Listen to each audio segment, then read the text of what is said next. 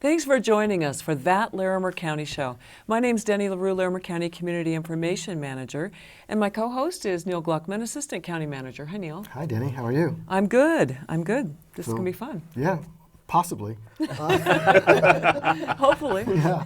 We have our 3 county commissioners with us, and we directly work for them, so we have to be a little bit careful, right? Right. Okay. So what we have right over here to my left is Tom Donnelly, who represents District 3, which is the south part of the county. Hi, Neil. Hi.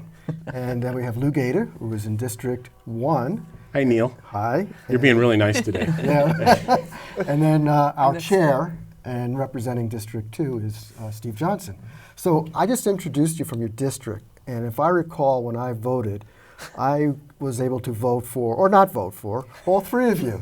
So You didn't vote for us? well, I can't say. So could one of you or all of you explain how does that work? Because you do represent a district, but you also sort of represent the whole county. Well, you have to live in the district. The purpose of the district is to make sure that the 3 commissioners come from different parts of the county. But actually, we represent all of the county. That's why we're voted on by the whole county. So we care what all the citizens of the county think. We are probably more familiar if there's a local issue in our district.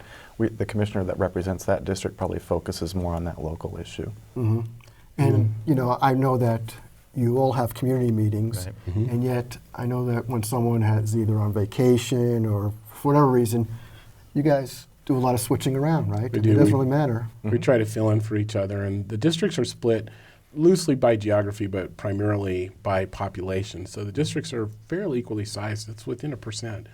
And the breakdown is, when we do have something the breakdown is, like I say, by percent. So they're roughly a third, and I have the northern portion of the county. Steve is in the central, and as you introduced, Tom has the southern part of the county.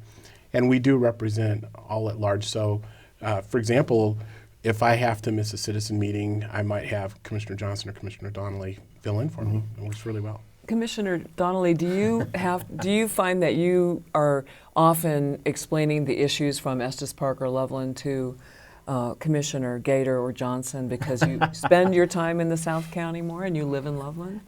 Yeah, yes and no. I mean, these guys obviously do their homework and they're very knowledgeable of the issues. I do think, though, that like Lou said, I mean, we come from different areas, and those areas have different perspectives of different issues. People in the south part of the county are typically perhaps more conservative than folks in North Fort Collins, and so it's good that that your representation comes from geographically diverse areas, so that different voices can be heard. I think that's important. Yeah. Okay. Well, speaking of issues, let's talk about Amendment 64 and the state's rules and regulations and how they gave counties and cities in Colorado the right to make their own decisions. So what is the basic deadline for the state? The amendment established October 1st as a deadline if a local jurisdiction was going to allow retail sales, manufacturing, grow, and testing facilities. They had to be prepared to accept licenses by October 1st. The amendment also gave local jurisdictions the option to ban the facilities, not have them if they chose to do that as well. Now, you started out looking at this issue last spring and summer by holding listening sessions throughout the county and hearing what residents had to say. What was that?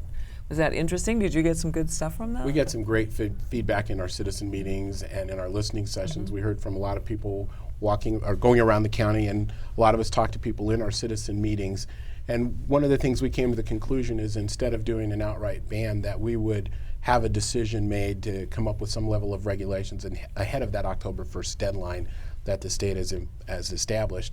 So we're working on that. We're trying to make something happen and work with our citizens. Do what they want. You know, Denny, I might add, one of the reasons we started with, before we even did the listening sessions, we started with 4 educational sessions for the board. Right. The interesting thing about this issue for us as policymakers is that no one really has much experience with this whole notion, this whole idea. We had a little bit of experience with medical marijuana facilities in our county before this passed, but this is kind of a new territory for us. So we felt like we had to educate ourselves.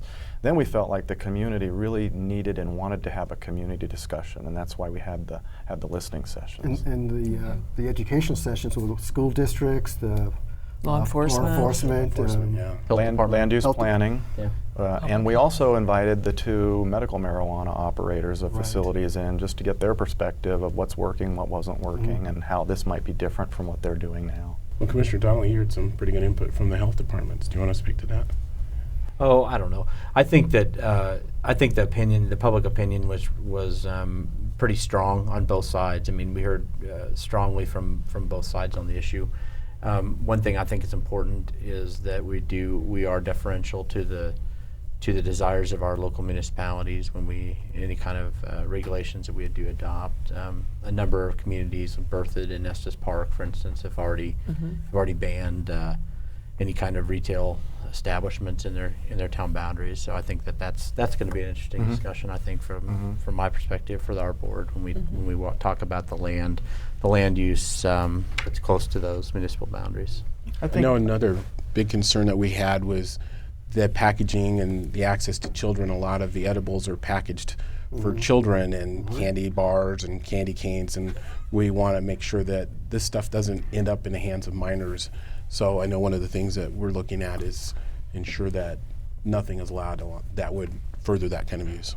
I think the overall approach that we're taking, a couple of things. One is to respect the wishes of the voters. I mean, the voters of Larimer County passed Amendment 64. I think they spoke pretty clearly about that. The voters are our bosses. Our job is to implement their instructions in the best way that we can. So this being a new area, I think the other thing we're doing is we're trying to proceed very cautiously and very carefully at first. We have a little bit of experience with our medical marijuana facilities, but other than that, we don't have a lot of experience. So I think we're going to go slow and try to carry out the wishes of the voters as best we can, as successfully as we can. Yeah, so it's one of those issues, and most of your issues, I guess, always have 2 sides, but this is one where people have very strong opinions whether we should be doing this or not doing this and how we should be doing it. Yeah, I mean, and not only are there 2 sides, but I think any public policy, there's generally benefits and then there's generally unintended consequences, or there might be resultant problems. So this is probably no different. So the challenge for us is to try to maximize what benefits there might be and minimize the dangers or the downsides. Switch gears here. We talked about your favorite topic as a board is strategic planning. We're just starting that, and I would like to know from the 3 of you, what is it that you would like to get out of the Larimer County strategic plan? One of the goals for me, or one of the things I'm really excited about, is the last time Larimer County embarked on a full strategic plan was back in the 90s. So this is long overdue to stop and revisit that. And then I think one of the things we've gotten, and I'll let my fellow commissioners talk about some of how we've gotten there, is a sense that we need to get into the 21st century and use new media, update our website, take advantage of some of the more mobile apps, and reach a younger generation. So there's some real excitement, I think, around the community about Larimer County becoming more relevant. In some ways, you could say that the 90s strategic plan was about building facilities, and this strategic plan is more about building community. Yep. And those kinds of things seem to speak to that. Yeah. And also, I think that, not to make us sound really like we're tooting our own horns, but one of the things I think we found as a county is we do a lot of good things, but we don't get that message out very well. Yeah. And that's also part of that strategic plan. I think one of the fun things for me is an event that happened in August was the Pro Cycling Challenge. Came through our community, and we're constantly talking about northern Colorado, which is great, but except for a small portion of Windsor, the event took place entirely within Larimer County, and Larimer County was very rarely named in that, and yet that was something that really showcased Larimer County. One of the things I talk about is when you think of Larimer County, do you look east or do you look west? I think for me, the essence of the strategic plan is to ask the community, what things would you like the county to work on or emphasize on or direct resources to for the next 5 years? I mean, you're right, we do a tremendous amount of things and we do them very well, and we need to continue those things, and the plan isn't about those things not being important. The plan is about listening to the community, what emerging issues, emerging concerns, new ideas do people have that to keep the county relevant to the community and to keep the county relevant to today. Speaking of relevance, we're going to move to the South District, District 3, and talk about the kinds of issues that are really important right now in your district. As you said, Estes Park was one of those communities that had banned retail establishments for marijuana. And in Loveland, one of the big issues is the new, as far as Larimer County is concerned, the possibility of building a new offices building. Can you talk about that a little bit? Sure. So Loveland, our Loveland County Courthouse Annex is about a 50-year-old structure, a little over 50 years old. It was donated to Loveland, or to Larimer County by the city of Loveland in the 1980s, and it houses our motor vehicle offices, the health department, social services. There's a state probation department, the juvenile probation department is housed there. We also have adult probation in a different part of Loveland, and then we have a workforce center that's in even a still different location in Loveland. So we've outgrown our building there, and we don't have any room to expand it because the building is the same size as the property that it sits on. So there's an issue there with space. The building is old and it's not very efficient. It doesn't allow for really the efficient use of the space because of some of the design features in construction at that time. So the county has a tremendous amount of money that we've set aside in a sales tax from the late 90s. We have about $8.5 million that we could use to upgrade our facilities in Loveland. However, we have to go to the ballot and ask folks for permission to change the purpose of that tax. It specifically said that we would use it on that building that we have on 6th Street, and it didn't allow for the use on new construction, for instance. So we'll have to go to the voters and ask if they would give the county permission to look at building a new facility, perhaps. It's just another option. So what's the advantages of building a new building versus just putting money into the old building? A couple that I can tell you. When I go down there, that building was never designed for serving the public, basically. I think it was a library before. So there isn't waiting rooms. There isn't parking for the public. No I mean, parking. when I go to the building, and people are waiting in motor vehicles, they're sitting on the stairs. I see mothers with young kids in their arms sitting on the stairs, people climbing around them, just because it isn't built to do that. But it isn't just a Loveland issue either, because that, as Commissioner Donnelly mentioned, the building is extremely energy inefficient. It's about 25% more wasteful of energy than any of other county facilities per square foot. So the ballot language, as Tom mentioned, allows us to do renovations, but that isn't a good use of taxpayer resources. That building just cannot be fixed. We can do a new building in a different location, I think, and actually get better value for taxpayers' dollars. The important thing to remember is this is money we've already collected. This is not a new tax. There's no new fees involved with this. This is just expanding what we're allowed to use, money that we've already collected. Mm-hmm. Sounds like this was the same thing that was done in Fort Collins when the county asked voters if we could build a new offices building instead of remodel the old one. Right. For many of the same We've done that in reasons. a couple places. And I think that to reemphasize what Commissioner Johnson said, we're not asking for more money. We're simply asking to be allowed to reuse some of the money we already have that was specifically collected for a particular purpose. And we actually even want to reuse it in the same area to essentially do the same conceptual thing, which is to provide better facilities, better services in Loveland. Yeah, and Denny, I would just say that we have good facilities in downtown Fort Collins. I think it was a wise investment by the county and by previous boards of commissioners to keep county offices down there in downtown. So I think with that decision, though, what the county did consciously was they made the decision to have satellite offices. So we have a facility we share with the school district in Estes Park, and we have these Loveland services that we provide as well. So I think that the courthouse building in Fort Collins was like Project A, and I think this is really like Project B to finish the work. And so I hope It's time to finish that up. Yeah, so we'll have to look at that. And so speaking of services, I think one of the things that sometimes confuses people is that they don't understand that 86% of what the county does is done for all 300,000 plus people in the county. And only 14% of our services are performed in the unincorporated area, but obviously those impact city residents too. Well, tell us about that. Let's talk about that. That's, I think, for some people, very surprising. Surprises me. It You didn't know surprises that. me. And even the 14% of things that we do out in the county alone are heavily used by city residents. If you think about county open space and county parks, a lot of the folks that enjoy those facilities are city residents, appropriately so. But you're absolutely right. I mean, a lot of people come up to me and I can't vote for you because I live in the city. And, you know, I have to remind them, well, city folks pay property taxes to the county And they live as in the well. county. And they live in the county. In fact, it was one of the things, and we catch ourselves doing it too. We see out in the county and we Yeah. forget it's all the county. I think you called me on that the other day, Denny. And County Manager Linda Hoffman uses an analogy that oftentimes we think city and county side by side, and it's really more over meshed, that the cities, 8 of our 10 municipalities, or 6 of our, exist wholly within Larimer County.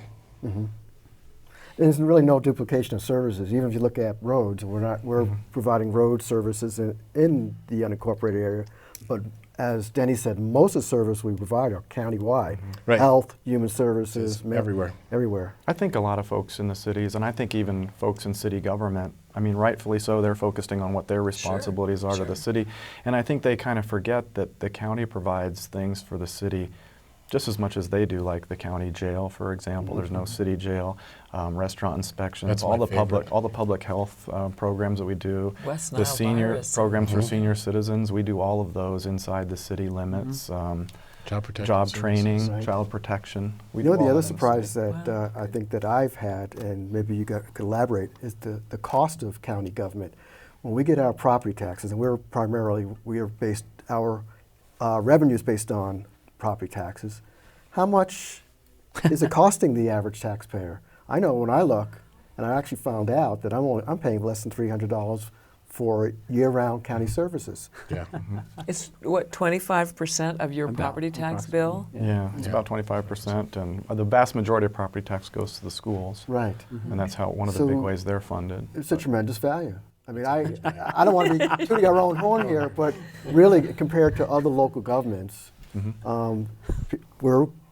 citizens are getting a lot of bang for their buck. Yeah, my property tax bill, $356 goes to the county, and for that I get all the things that I mentioned. Right. And many, many more that we didn't mention. The services we get are incredible. There's a lot of things that Larimer County provides to our citizens within and without our incorporated municipalities. So does that come into play? I mean, obviously when you put the budget together, you have to look at what services citizens are using and you have to prioritize. Absolutely. Does that come into play, what you hear from citizens at citizen meetings about the services they use? Oh, sure, I think so. That's one of our criteria when we allocate resources in our budget. And the other thing is something you do, Danny, and that's you organize a citizen survey to gauge public opinion about what services we do that are most important to folks. So, yeah, we heavily rely on input from citizens. Okay. The other thing I think we're doing that I'm most excited about is we're measuring the performance of everything the county does for 2 reasons. One is that helps us from a management point of view to put resources in those areas that are most effective and that are accomplishing their goal for citizens. But secondly, I think that it's going to allow us to explain and demonstrate and show citizens what they're getting for their tax dollars, because citizens are very interested in that. How much taxes am I paying and what am I getting for it? And traditionally, governments haven't been really good at explaining that, but we want to be better at explaining what value are you getting for that dollar. So we're preparing to engage in a massive undertaking to do that in the very near future. It helps county staff too to focus on why they're doing what they're doing. You know, what's the outcome people are looking for. And so speaking of outcomes and recent things where citizens were involved, the Hyde Park fire, is over a year ago, but it's not over. It's not over, and as we told citizens at the time, we're going to be here for the long haul. It was the biggest fire in Larimer County, and at the time it was happening, it was the second most destructive and the second largest fire in state history. It's now we've dropped to number 3 after the Black Forest fire this year down in El Paso County. However, the fire, as bad as it was, it ended. And the thing that people don't realize is that the fire sets up things for floods. And there's a lot of vegetation, a lot of things in the way that when nature burns like that, there's nothing now that stops the water. I know this summer, Commissioner Johnson and I were up in one area, and would they have a little under an inch of water? And and in about 15 in a short minutes, amount of time. in a That's short the amount of problem. time, it cut loose a propane tank, destroyed a house. It made that house unlivable, made the roads impassable in that area. That day we were up there just looking around in different areas, and to see the destruction of the water that is happening now, and it doesn't take much. An inch of rain in some of these areas is nothing. I mean, when I asked the residents in that area, they said, no, this is normal. This is not, the rainfall was not abnormal for that area. They see this every year. In the past, it wasn't a problem. In the past, it wasn't a problem. The forest and the vegetation would absorb it, and it wouldn't come running down. And so we're still working with the federal government, working with the state government on a regular basis to continue to mitigate and rebuild in those areas and help the residents out. And of course, we have that challenge of the public-private infrastructure, and we have to be careful where we draw lines. However, in the areas that we can, we do some great things. We've upgraded the culverts and the roads. Do you want to talk about that, or one of you guys? Risk Canyon was one of the roads that we were very concerned about because there's a lot of side washes that come into there and this amount of rain would have washed out that road if we hadn't been able to get some of that federal money to replace those culverts. But to me, I think the recovery demonstrates one of the very best things about county government is that we're a pretty small operation, but we're able to convene other groups, bring other people together. We cooperate very well with the cities that get their water supply from this area. The amount of volunteers that we've had and nonprofit groups from not just our state but around the country have been phenomenally helpful to us. But somebody needed to put all that together, and that's why we hired a recovery manager who is still on our staff. We're still very committed to this, but one of the things that I think the county has been able to do for the folks in that area, and really the whole county was affected by that fire, it wasn't just those folks, was to convene and bring people together and collaborate. You know, we have just a couple minutes left, so I'd really like to hear, sometimes people talk about, well, what does a commissioner do? And the fact that you work full-time. I mean, those are some of the things that people just don't understand, and that your salaries are set by the legislature. If you could address some of those. So, do you work full-time, Commissioner Donnelly? Well, he spends his spare time throwing water balloons at us. So. If my wife asks you to answer. I think we do work full time. We work a lot of hours. The thing that's different about our jobs, maybe compared to a lot of people's jobs, is that we work at strange hours. So we may have frequently we'll have early morning meetings, and then perhaps we'll have empty time in the middle of the day where we'll do email or phone calls or talk with folks, with citizens about things. And then we typically have a lot of evening meetings when folks are off of work, when they can come in and join us in public meetings. So the hours are long, but they're spread out too. That's part of the problem. So one challenge is if you have a family and you have kids or something like that. Do. Yeah, it can be hard to make time for your kids. So you any given day, I mean, we may work 8 hours, but they may be from 7 to 10, and then And the weekends. from 4 to 9.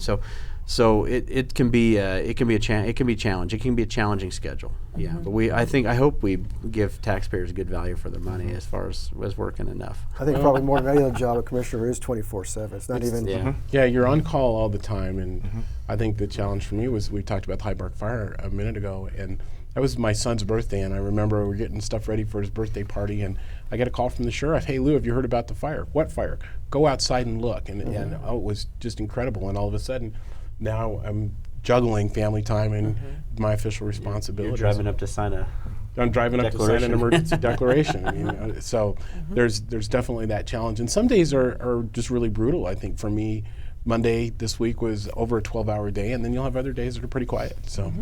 Yeah, the thing about this job is no 2 days are different. Every day is Are different or are the same? And a lot of days you never they're all different. A lot of times you don't know exactly what's going to happen during that day, so you have to be flexible. But and as we've talked about a wide variety of topics here, you have to know a little bit about everything. But the thing that makes the organization work is having a good staff and giving them clear direction and setting up a process where people can be productive and they can use their creativity to solve problems. I think for me, what's most rewarding about this job is the ability to help people. The thing about local government that's pretty unique is that we are the closest unit of government to the people. We probably impact people far more than the state government or the federal government, and most people probably don't even realize that. But what that means is you're able to do a lot of good things for the community and help a lot of people. And that's probably the most rewarding thing about the job for all of us, I would say. Yeah, absolutely. I think we've all been stopped in the grocery store or something like that. Hey, you're someone you know. And I echo Steve's comments about a great And staff. Some of your major job duties, and we have just a minute or two left, are setting the budget for the whole county and setting policy and policy direction. And I want to leave a couple minutes for Neil just to ask your favorite questions. I don't know if I have a favorite question. And this was very interesting just to listen to. I was going to ask Commissioner Donnelly, because we talked about how the county as a whole, but we haven't talked about working as a region. And you're part of what they call the MPO, which is the Metropolitan Planning Organization. Is that right? Yes. And I know that with that particular job, with that particular committee you're on, you're trying to get as much money, revenue for transportation needs for our entire region. You want to just spend a minute talking about how that all... You've been on that for several years now. Yeah, it can be a challenge. It can be a very challenging undertaking. I think we've been very successful here in our region in bringing resources in, and part of that is because we are willing to collaborate. We work together, and it's not even just our municipalities here in the county. It's across county lines. It's with our partners in Weld and the number of municipalities there. I think that we're on the right track there as far as bringing in resources and trying to make sure that we have a functioning transportation system that really is modern and efficient and well maintained. And as an example, I think of what citizens want is that they don't really see too much the dividing lines between city government, county government, and even our other partners. And they just want to see us all work together. They want to see us all work together. Yeah. It's one of the things that I like about county government is there are not that many partisan issues. 40 seconds left. Anything you want to add? We have a great staff. I echo Steve's comments on that. Thank you. Thanks for bringing us on. Okay. Thank you for the opportunity to visit with you. And thanks for being here today. Neil, anything to add? Nope. I think this was very interesting. Okay, then we're going to say thanks to you for joining us for That Larimer County Show.